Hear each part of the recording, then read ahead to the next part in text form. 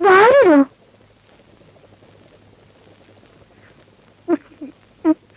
വാരെന്താ കഴിക്കുന്നേ? ചിക്കനോ? താൻ ആള് കൊള്ളാമല്ലോ.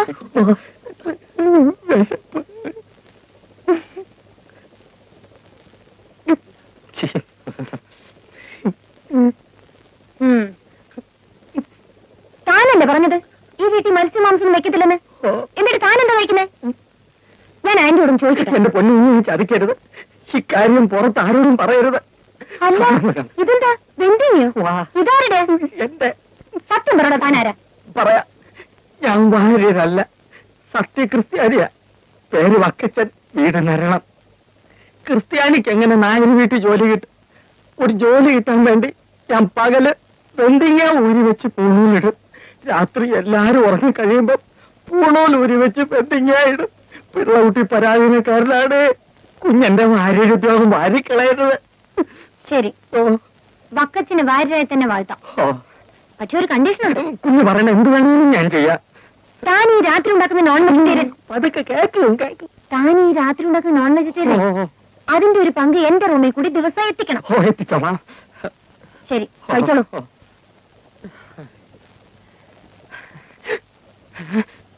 കുഞ്ഞേ, എന്താടോ? എന്റെ ചിക്കൻ വെന്തിങ്ങി കൊച്ചമ്മ അറിയരുതേ. ഇല്ല.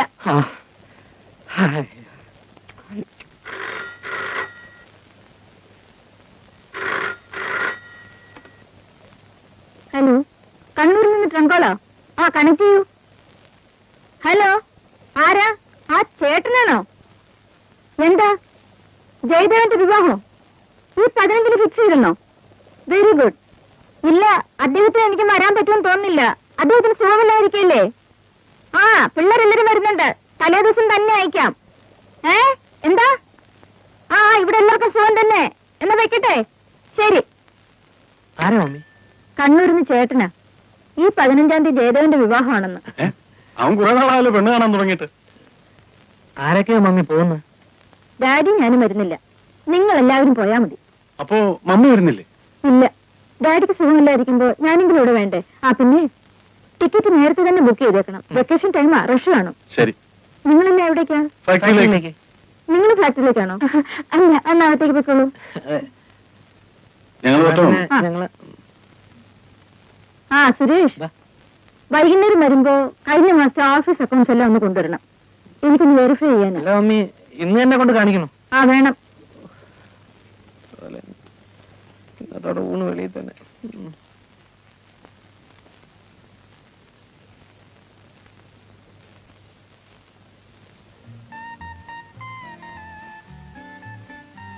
May I come in, sir? Yes, come in. Manju, Sridevi ഇവിടെ ഇല്ല, അപ്പുറത്താണ്. ഞാൻ ചേട്ടനെ കാണാൻ വന്നതാ. ഞാനൊരു കാര്യം പറഞ്ഞാ അത് സ്തുതിഗീതമായി ചേട്ടന് തോന്നരുത്. ഇല്ല, ഈ വീട്ടിൽ ചേട്ടനൊഴിച്ച് ബാക്കി എല്ലാവരും ഫൂൾസ് ആണ്. അത് കറക്റ്റ്. ആ ചേട്ടാ, നാളത്തെ ദിവസം എന്താണെന്നറിയോ? April 1st, അതായത് വിഡ്ഢികളുടെ ദിവസം. എല്ലാവരും ഫൂളാക്കാൻ വേണ്ടി ഞാനൊരു സൂത്രം ഒപ്പിക്കുന്നുണ്ട്. ചേട്ടനോട് മാത്രം പറയാം. നാളെ ടെറസിൽ ഈ വീട്ടിലെ എല്ലാവരും വരും. അവര് ഫൂളാകുന്ന കാണാൻ ചേട്ടൻ ആരെയും അറിയിക്കാതെ ടെറസിൽ വരണം. രാവിലെ കൃത്യം 10 മണിക്ക്. ഇങ്ങനെ ഓരോരോ വിധികൾ നാളത്തെ ദിവസം അറിയാത്ത ലോകത്ത് ആരെങ്കിലും ഉണ്ടാവും? എവരൊക്കെ എന്റെ പ്രദേശം ജനിച്ചല്ലോ എന്ന് ആലോചിക്കുമ്പോഴാ. അതെ അതെ. അപ്പൊ ഞാൻ പറഞ്ഞ പോലെ നാളെ കൃത്യം 10 മണിക്ക്. ഓക്കെ, 10 മണിക്ക്. നാളെ രാവിലെ 10 മണിക്ക്. ഇവനൊക്കെ അനുഭവിക്കുന്ന എനിക്കൊന്ന് കാണണം. പിന്നെ അപ്പോ എല്ലാരും വരുമോ? അവരെല്ലാരും ഫുൾസ് ആവുന്ന എനിക്കൊന്ന് കാണണം. പക്ഷെ മഞ്ജു, മമ്മി അറിഞ്ഞാൽ? അതിന് ആന്റി നാളെ ഓഫീസിൽ പോകും. അടുത്ത് റിലീസ് ചെയ്യാനുള്ള 2-3 പടങ്ങളുടെ സെൻസറിങ്ങിന് പോകണമെന്നാ പറഞ്ഞത്. അപ്പൊ രാജേട്ടാ, നാളെ രാവിലെ കൃത്യം 10 മണിക്ക്. ഓക്കെ? ഓക്കെ. ഇല്ലില്ല, ഞാനും ഒരിക്കലും വിശ്വസിക്കില്ല. എന്നെ തട്ടിക്കാൻ നോക്കണ്ട. എനിക്ക് അപ്പോഴേ അറിയാം ഞാൻ പറഞ്ഞ രവി വിശ്വസിക്കില്ലെന്ന്. എന്നാലും പറയാമെന്ന് കരുതി. കാരണം നമ്മൾ രണ്ടുപേരും ഒന്നല്ലേ? ഈ വീട്ടിൽ ഇത്ര ഇന്റലിജന്റും ഹാൻഡ്സം ആയിട്ടുള്ള ഒരാൾ രവി മാത്രമേ ഉള്ളൂ. അതുകൊണ്ടാണല്ലോ ഞാൻ വലയിൽ വീണുപോയത്. Thanks for your compliment. അപ്പൊ നാളെ രാവിലെ 10 മണിക്ക് എല്ലാവരും ടെറസിൽ വരും. വരുമല്ലോ? തീർച്ചയായും. ചേടാ, എന്റെ മക്കളെല്ലാം ഇത്രയും മണ്ടന്മാരായി പോയല്ലോ. ഞാൻ ഇവരെ ഇത്രയും കാശ് ചെലവാക്കി പഠിപ്പിച്ചിട്ട് എന്തുവാ പ്രയോജനം? ഒരു ശകലം കോമൺ സെൻസ് ഇല്ലാതായി പോയല്ലോ. അങ്കിൾ, ഞാൻ പറഞ്ഞതുപോലെ നാളെ 10 മണിക്ക് എത്തണം. ചേച്ചി, കാര്യമൊക്കെ കൊള്ളാം. മമ്മി അറിഞ്ഞാലത്തെ സ്ഥിതി എന്താണെന്ന് അറിയാലേ.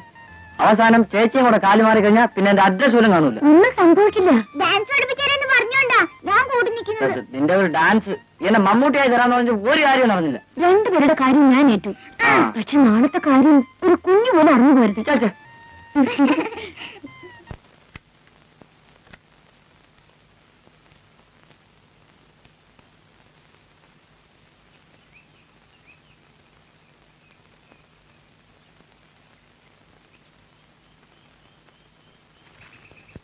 ആരെയും കാണുന്നില്ലല്ലോ. കരുതോളൊന്നും എത്തിയിട്ടില്ലെന്നാ തോന്നുന്നത്. ആ വരട്ടെ.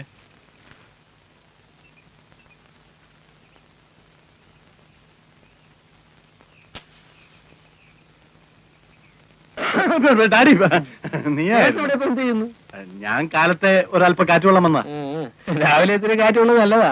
അല്ല, നീ എന്തിനാ ഇങ്ങോട്ട് വന്നത്? ഞാനിപ്പോ ഇങ്ങനെ എന്താ രണ്ടുപേരും ഇവിടെ? നീ ഇവിടെ ഇപ്പൊ എന്തിനു വന്നു? ഞാൻ കുറെ ദിവസം ടെറസിന്റെ മുകളിലേക്ക് വന്നിട്ട് ചുമ്മാ ഇവിടെയൊക്കെ എങ്ങനെയുണ്ടെന്ന് നോക്കാൻ വേണ്ടി വന്നതാ.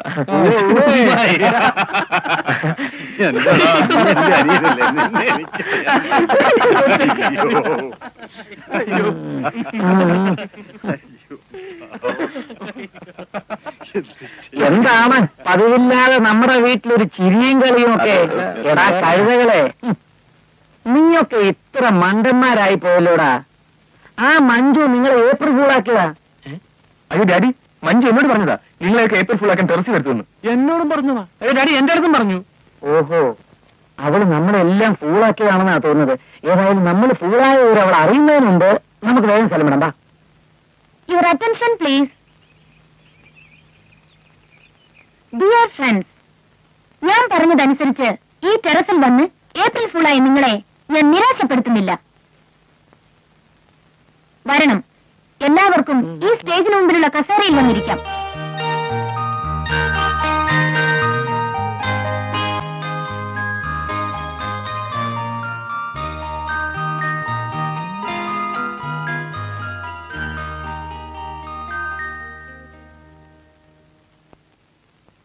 നിങ്ങൾക്ക് വേണ്ടി ബാലെ രൂപത്തിലുള്ള ഒരു നൃത്ത പരിപാടി അവതരിപ്പിക്കാൻ പോവുകയാണ്. ബാലയുടെ പേര് അടിമത്വത്തിൽ നിന്നുള്ള മോചനം.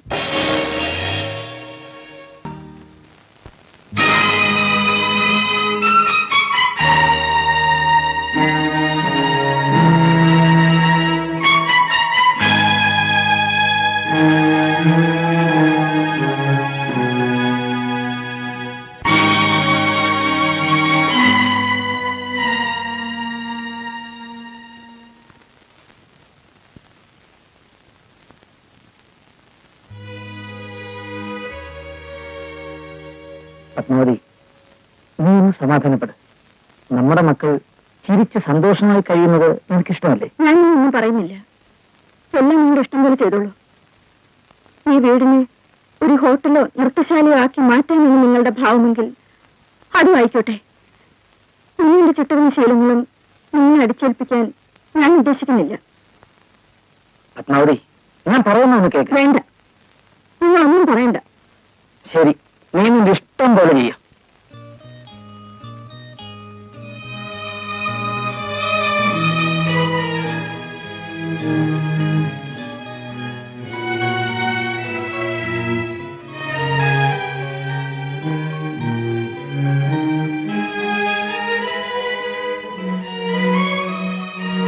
ഞാൻ എന്തിനാണ് നിങ്ങളെ വിളിപ്പിച്ചതെന്ന് നിങ്ങൾക്ക് മനസ്സിലായി കാണും. ഇതുവരെ ഈ വീട്ടിൽ ഞാൻ പറയുന്നത് പോലെ മാത്രമേ എല്ലാം നടന്നിട്ടുള്ളൂ. പക്ഷെ ഇന്ന് എനിക്ക് മനസ്സിലായി, ഞാൻ പറയുന്ന ഒന്നും നിങ്ങൾക്ക് ഇഷ്ടമല്ലെന്ന്. ഇന്നുവരെ ഈ വീടിനെ കുറിച്ചും എന്റെ മക്കളെ കുറിച്ച് ഓർക്കുമ്പോൾ എനിക്ക് അഭിമാനവും സന്തോഷവുമായിരുന്നു. പക്ഷെ ഇന്നെല്ലാം നഷ്ടപ്പെട്ടു. ഇന്നിവിടെ നടന്ന സംഭവം എന്നോടുള്ള തിരിച്ചടിയായിട്ടാണ് എനിക്ക് തോന്നിയത്. എന്നെ അനുസരിക്കാൻ നിങ്ങൾക്ക് ആർക്കും ഇഷ്ടമില്ലെങ്കിൽ അതിന്റെ മുഖത്ത് നോക്കി പറയാമായിരുന്നല്ലോ. അതിന് പകരം ഞാനില്ലാത്തപ്പോൾ ഛേ, നമ്മുടെ വീട് ഇത്ര അടുക്കും ചിട്ടയോടും കൂടി കൊണ്ടുപോകാൻ കഴിഞ്ഞത് എന്റെ ഒരാളുടെ കഴിവുകൊണ്ട് മാത്രമാണ്. ഞാൻ ഇത്രയും കർശനമായിരുന്നില്ലെങ്കിൽ രോഗിയായി നിങ്ങളുടെ അച്ഛൻ ജീവിച്ചിരിക്കില്ലായിരുന്നു. നിങ്ങൾ രണ്ടുപേരും സദാസമയം ക്ലബും ചീട്ടുകളുമായി ജീവിതം നശിപ്പിക്കുമായിരുന്നു. നീ ഒരു ഡോക്ടർ ആവില്ലായിരുന്നു. ദാ ഇവൻ പഠിപ്പ് നിർത്തി സിനിമാ ഭ്രാന്ത് പിടിച്ച് എവിടെയെങ്കിലും അലിഞ്ഞു തിരിയുമായിരുന്നു. ഞാനിങ്ങനെ കടുംപിടുത്തം പിടിച്ചതുകൊണ്ടാ കൃത്യസമയത്ത് ഭക്ഷണം കഴിക്കാനെങ്കിലും നിങ്ങൾ എല്ലാവരും ആ ഡൈനിങ് ടേബിളിലോട്ട് വന്നിരുന്നത്. അതൊക്കെ നമ്മുടെ കുടുംബത്തിന് നന്ദിക്ക് വേണ്ടി മാത്രമായിരുന്നില്ലേ? പക്ഷെ നിങ്ങൾക്ക് തോന്നിയത് അതെല്ലാം ഒരുതരം അടിമത്തമായിട്ടാണ്. ആ ഇനി നിങ്ങൾക്ക് നിങ്ങളുടെ ഇഷ്ടം പോലെ ജീവിക്കാം. മമ്മി, ഞങ്ങൾ എന്തെങ്കിലും തെറ്റ് ചെയ്തിട്ടുണ്ടെങ്കിൽ ഞങ്ങളോട് ക്ഷമിക്കണം. എനിക്കൊന്നും കേൾക്കണ്ട. മറ്റന്നാൾ നിങ്ങളുടെ അമ്മാവിന്റെ മകൻ ജയദേവന്റെ വിവാഹമാണ്. ഞാൻ പറഞ്ഞിട്ട് ടിക്കറ്റ് ബുക്ക് ചെയ്തത്. നിങ്ങൾക്ക് ഇഷ്ടമുണ്ടെങ്കിൽ പോകാം, പോകാതിരിക്കാം.